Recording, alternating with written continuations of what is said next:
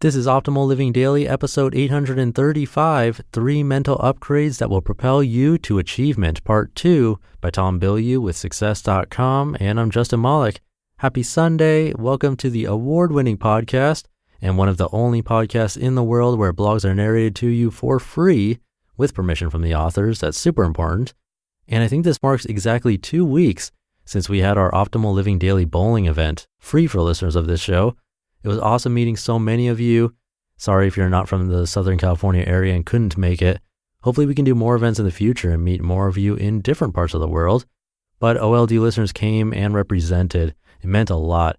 So yeah, thank you to those that showed interest. And if you want a heads up about this kind of stuff in the future, just make sure you're on my weekly newsletter at oldpodcast.com. So today I'm narrating a post from Bilyeu of Impact Theory, but it's a continuation from yesterday, leaving off right in the middle of a frightening experience he was going through. So I'd recommend listening to yesterday's episode first. But if you're all caught up, let's jump right into part 2 and continue optimizing your life. 3 Mental Upgrades That Will Propel You to Achievement, Part 2, by Bilyeu with Success.com.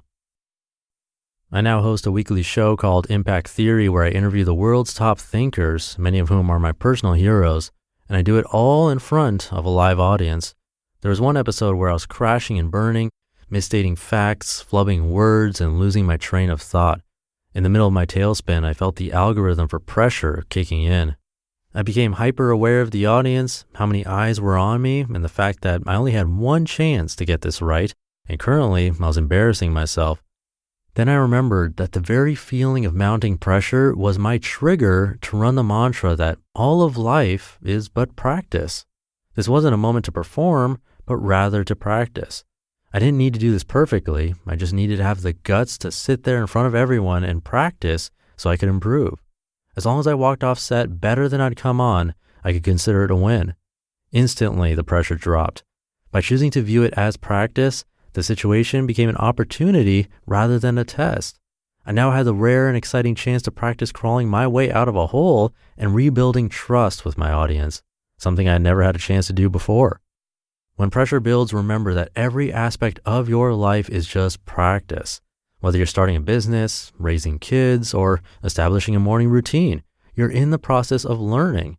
If you look at any one moment as the finish line or the sum total of who you are, then every moment becomes final and the pressure overwhelms. Instead, consider every day as an opportunity to grow and improve yourself. This will help you transform a moment of panic into one of empowerment. Number 3, substitute feelings of insecurity with the excitement of skill acquisition. Here's the hard truth. We all suck at some of the things we want to be good at. If you're like most people, and statistically speaking, you're not the best in the world, even at your chosen profession. There might even be someone in close proximity to you who makes you feel insecure about your skill set. Maybe it's a coworker, a family member, or someone on Instagram.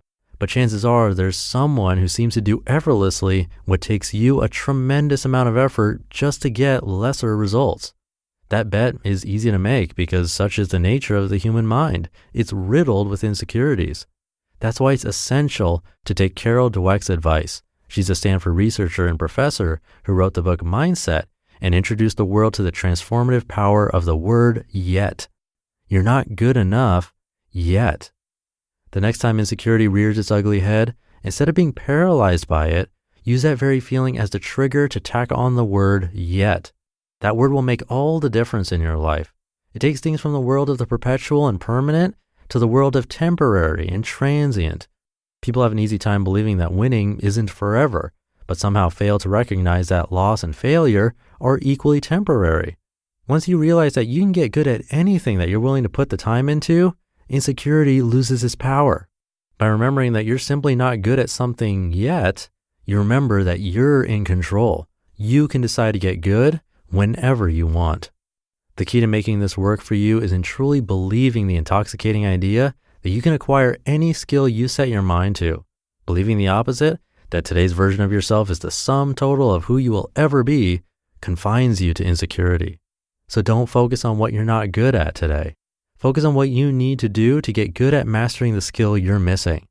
This moves your mind from the self-defeating loop of not being good enough to the empowered mindset of the learner. How to start installing these new algorithms. Undoing innate or even learned brain patterns sadly isn't as easy as downloading the latest driver for your computer, but it actually is startlingly simple. It's a process called brain plasticity, and it's how we learn new skills and habits.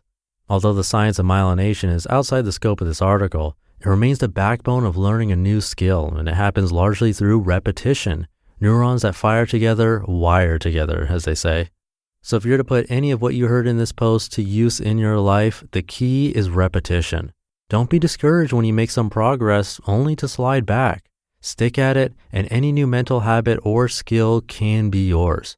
Although you might never be able to silence the negative voices or counterproductive impulses, with enough practice, their mere presence will act as a reminder to run your new algorithms.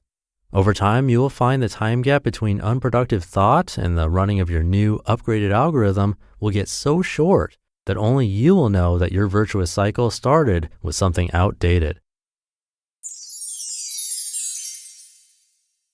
You just listened to part 2 of the post titled 3 Mental Upgrades That Will Propel You to Achievement by Tom Bilyeu with Success.com. You can search for Impact Theory to see Tom's weekly show. A lot of famous people have been interviewed by him, and there are some great clips that have come out of it. So I'll leave it there for today. Thank you for being here and listening every day, including the weekends. And I'll be back tomorrow for Minimalist Monday. So I'll see you there where your optimal life awaits.